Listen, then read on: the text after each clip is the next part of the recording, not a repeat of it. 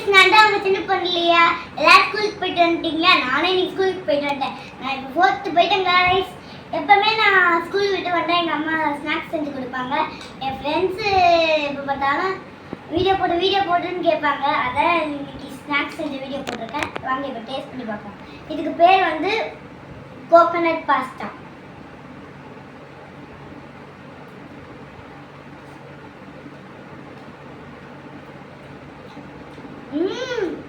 யம்மியாக இருக்குது.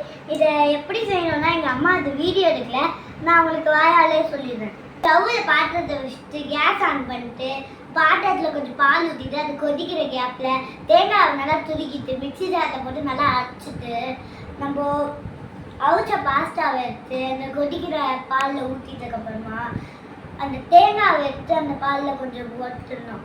ஃப்ளேவருக்காக கொஞ்சம் ஏலக்காயும் போட்டுக்கிட்டு கொஞ்சம் சர்க்கரை போட்டுக்கிட்டு ஒரு 5 நிமிட்ஸ் நல்லா கொதிக்க விட்டுடணும். கொதிக்க விட்டதுக்கப்புறமா இந்த மாதிரி டேஸ்டியாகவும் இருக்குது, ஜூஸியாகவும் இருக்கிற பாஸ்தா ரெடி ஆகிடும்.